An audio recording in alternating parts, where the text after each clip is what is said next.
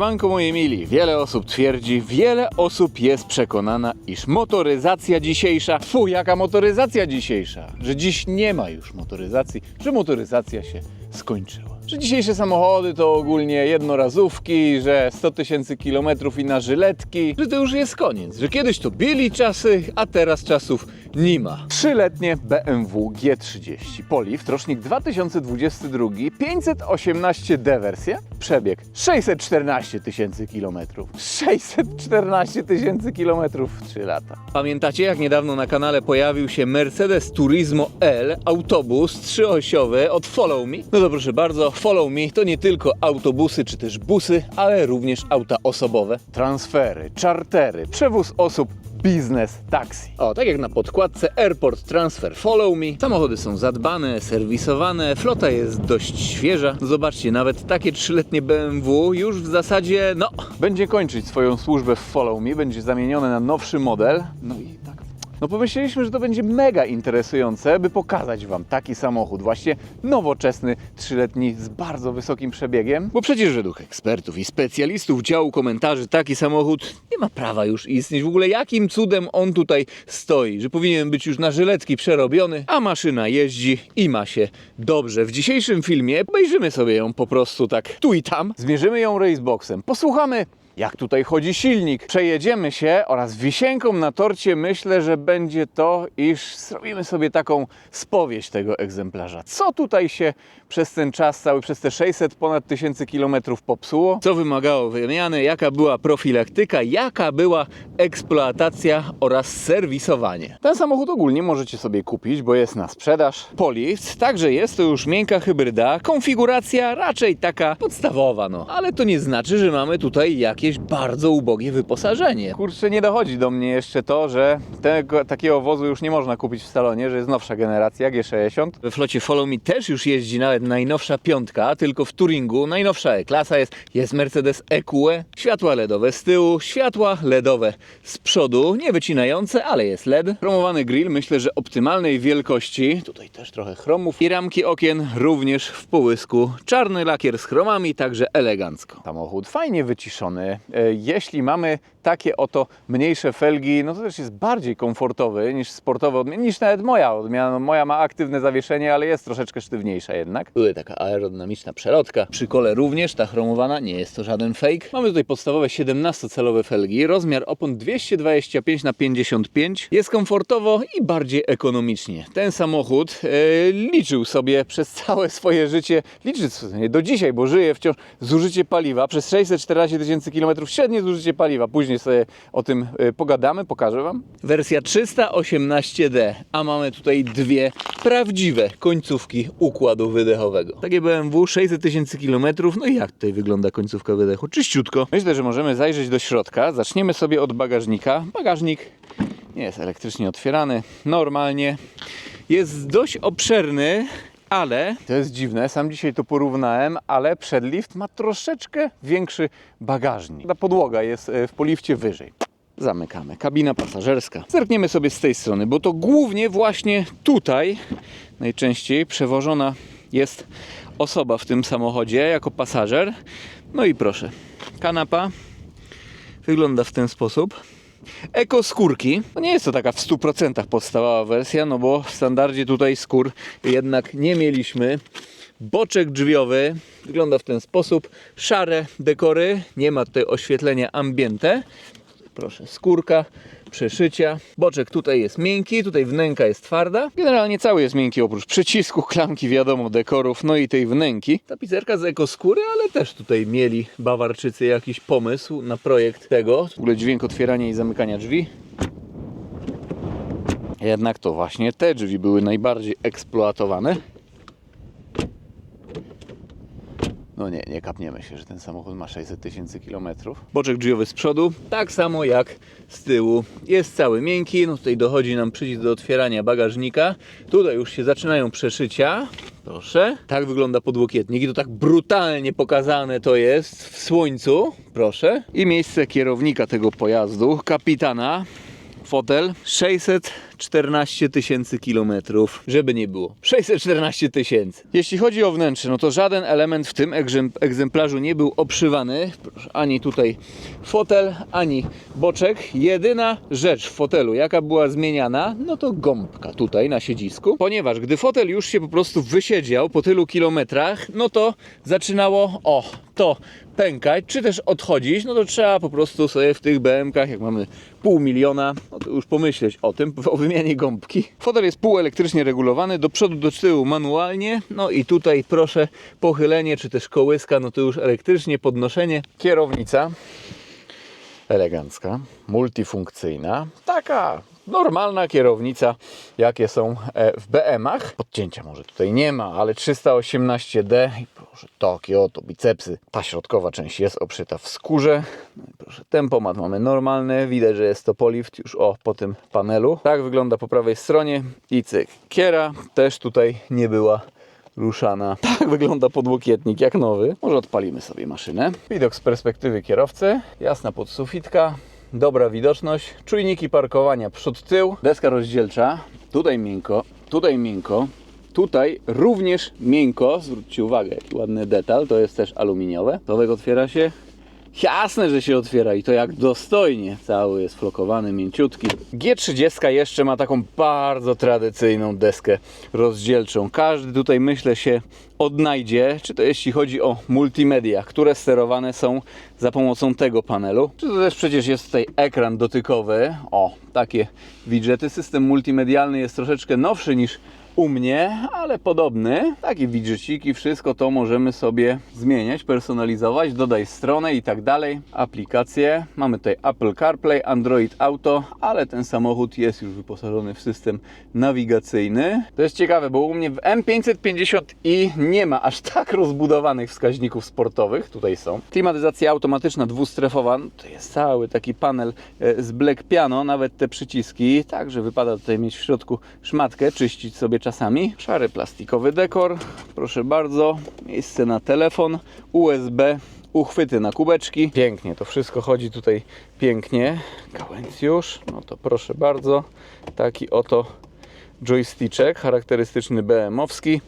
Tryby jazdy, auto hold, ręczny, elektryczny. No i tutaj jak Wam pokazywałem wcześniej, tutaj jeszcze też jest schowek. I liczniki, no to już widać, że jest to polift. Patrzcie, u mnie taka napchana wersja, a liczniki w zasadzie są identyczne. W sumie tak się zastanawiam, czy w takiej piątce po lifcie były jeszcze tutaj dostępne takie prostsze zegary w przedlifcie na 100%, ale w polifcie? Jeśli wiecie, możecie napisać w komentarzu, mnie uzupełnić. Sterowanie tym wszystkim jest strasznie proste i oczywiście w zależności od trybu jazdy zmieniają nam się tutaj liczniki. Proszę bardzo, tutaj sport individual, dajmy sobie sport standard, comfort i Eco Pro. No Eco Pro no to nie ma tutaj obrotomierza, tylko taki wielki ekonomizer. Wiecie, co robi tutaj wrażenie? Że to wszystko w ogóle gdzie nie przyciśniemy, może przy takim pierwszym przyciśnięciu coś tam nam może podskrzypieć, ale tak wciąż jest to wszystko mega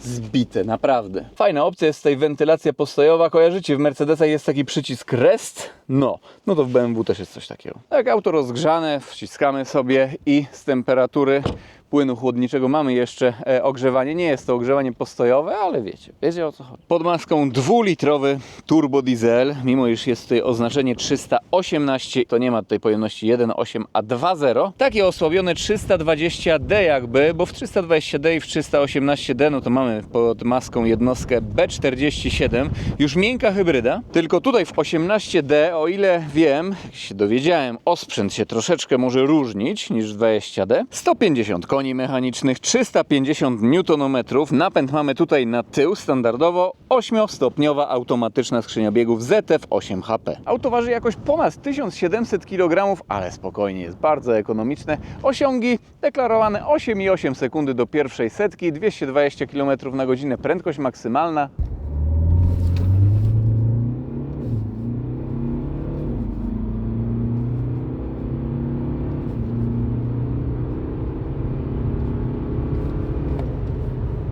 Zbiornik ma pojemność 66 litrów. Oczywiście też jest tutaj AdBlue. Wiecie co? 614 000 km. Odpalimy jeszcze ten samochód. Posłuchajmy, jak on chodzi. Proszę bardzo. Kurczę, tak troszeczkę jak HDI jakieś mięciutko. No i proszę. Pomyślelibyście, ponad 600 000 kilometrów. Można. Nowoczesny samochód. Nie, ale motoryzacja się skończyła. W zasadzie, kurczę, każdy samochód jest jednorazówką. Tylko on po prostu, no nie wiem, to BMW zrobi na przykład, nie wiem, 900 000 kilometrów, no i taka jednorazówka na 900 000 kilometrów. Powiedzmy, no nie wiem ile zrobi, no ponad 600 000 już zrobiła. Ten silnik chodzi ciszej niż dwulitrowy diesel w Audi A6 C8 czy też Mercedesie 213. Zgasimy. Teraz myślę najciekawsze rzeczy, eksploatacja. Jak ten samochód był użytkowany? Według komputera pokładowego z 614 000 kilometrów średnia prędkość wynosi tutaj 76 km na godzinę. No więc większość kilometrów zostało tutaj najechanych na trasie, także dlatego też ładnie ten samochód się zachował. Średnie zużycie paliwa z tej całej eksploatacji, info dotyczące jazdy, stan fabryczny. Proszę. 5,3 litra na 100 km.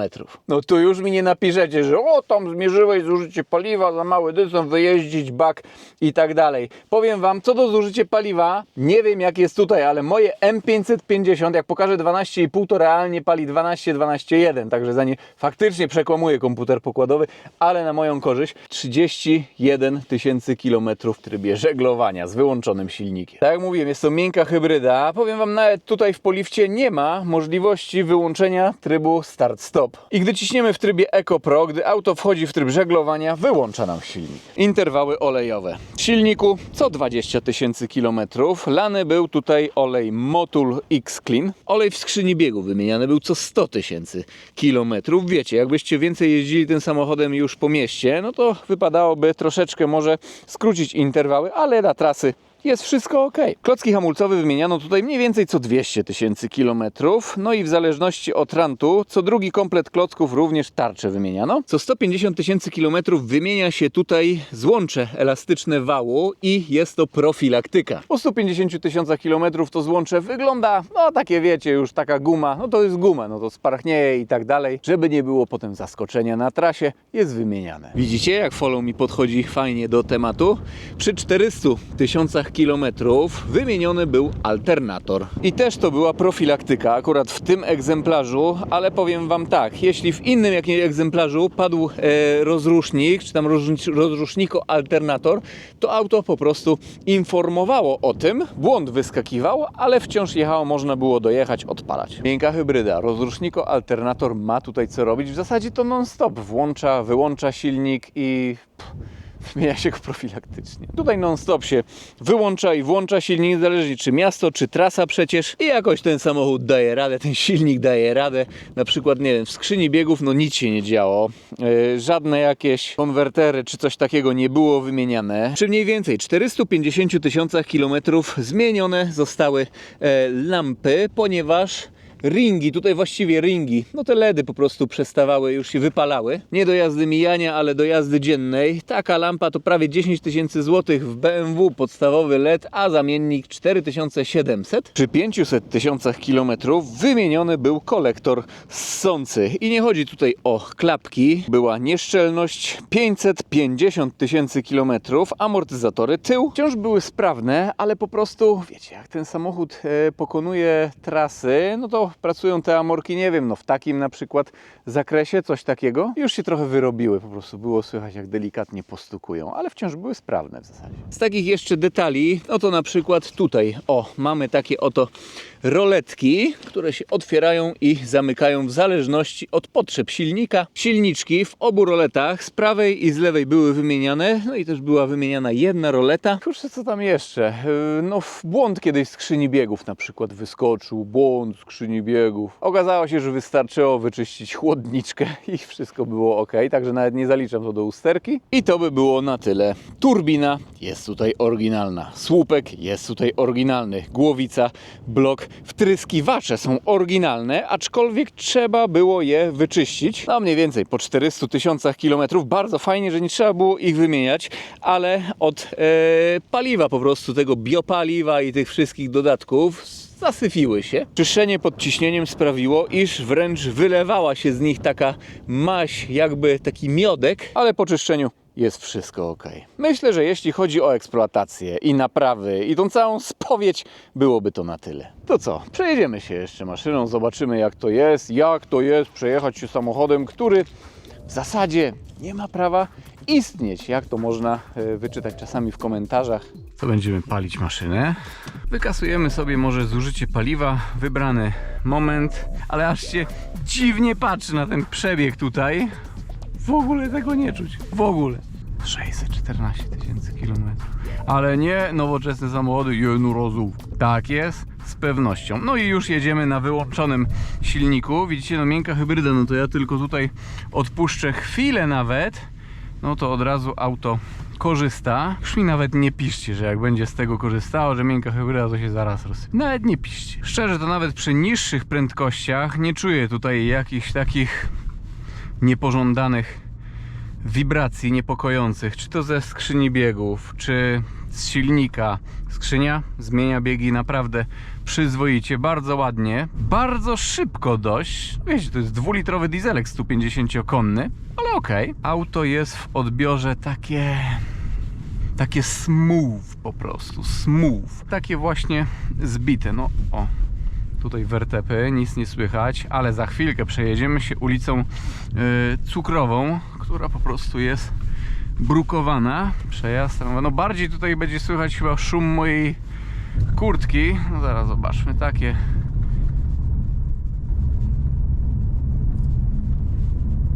Ale cichutko, fajnie.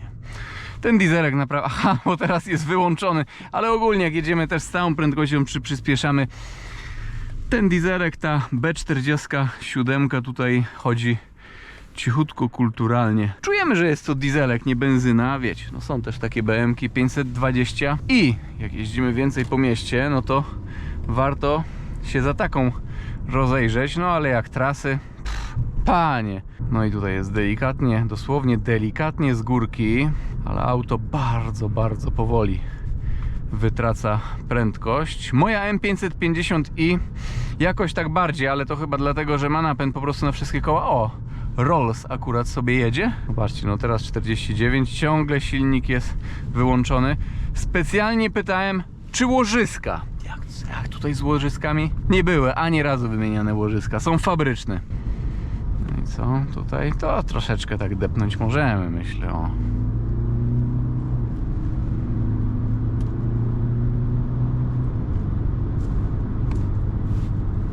Ja wiem, że nie będzie to jakiś demon prędkości, ale nie o to tutaj chodziło. Ale generalnie wiecie, oglądając ten test, oglądając ten samochód, możecie patrzeć na ten egzemplarz też przez pryzmat 520D na przykład, które już będzie miało prawie 200 koni mechanicznych. Zużycie paliwa będzie podobne, no jadąc tak 90 km na godzinę, to poniżej 5 litrów. Jeszcze teraz pod wiatr jedziemy. Nie wiem, tak się rozglądam po tej kabinie. Najdziwniejsze jest to, jak się tutaj tak wychylimy. Nie, nawet teraz nie ma tutaj przebiegu, ale jak pogrzebiemy w ustawieniach komputera pokładowego, no całość 600 koło. Może mogę się trochę powtarzać, ale jestem pod wrażeniem. Widzicie, no jak samochód jest fajnie eksploatowany, niekatowany, też odpowiednio serwisowany, chociaż też nie jakoś do przesady, bo tutaj oleje na przykład nie były zmieniane wcale co 10 000 kilometrów czy 15, 20 000 kilometrów, jak śmigamy na trasach sobie bez szaleństw, spokojnie styknie widocznie, no tak jest. To jest ciekawe, że też w zawieszeniu chyba nawet nic nie było wymieniane, no ale tak, no jeżdżąc tak głównie Szczecin, Berlin, czy też na inne lotniska, w inne miejsca, autostrady, no to też nie ma co tutaj się wybić za bardzo w tym zawieszeniu. Auto jest raczej przyjemnie, tak miękko zestrojone, trochę więcej w nim Mercedesa niż BMW, tak szczerze mówiąc. To przejedziemy przez jakiś wertep, będzie wygodnie, ale też z drugiej strony, gdy wejdziemy ostrzej w jakiś zakręt, no to się troszeczkę bujniem, ale tak ma tutaj być. Daily, auto do śmigania na co dzień, komfortowe śmiganie, komfortowe pokonywanie tras, no. BMW, do którego w zasadzie to nie pasuje jakaś taka szarpanina i szamotanie, jakieś tam inne wariacje. Tutaj przyjemnie się jedzie, przewidywalnie, spokojnie. ekonomicznie, no 5,4 litra. No i znowu bruk, znowu wertepy. Wiecie, to nie jest tak, że tylko stare samochody pokonują tyle kilometrów. Prędzej czy później na rynku pojawi się więcej nawet G30, czy prędzej czy później G60 z wysokimi przebiegami i też ludzie będą mówić, że o, tu już takie ostatnio prawdziwe BMW 5. Zawsze trzeba poczekać 15 lat i zawsze dana generacja będzie tą ostatnią prędzej czy później.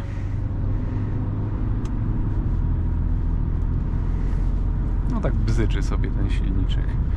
Mięciutko chodzi. Panie drogi, rozsiadamy się w fotelu, zapinamy tempomacik i lecimy.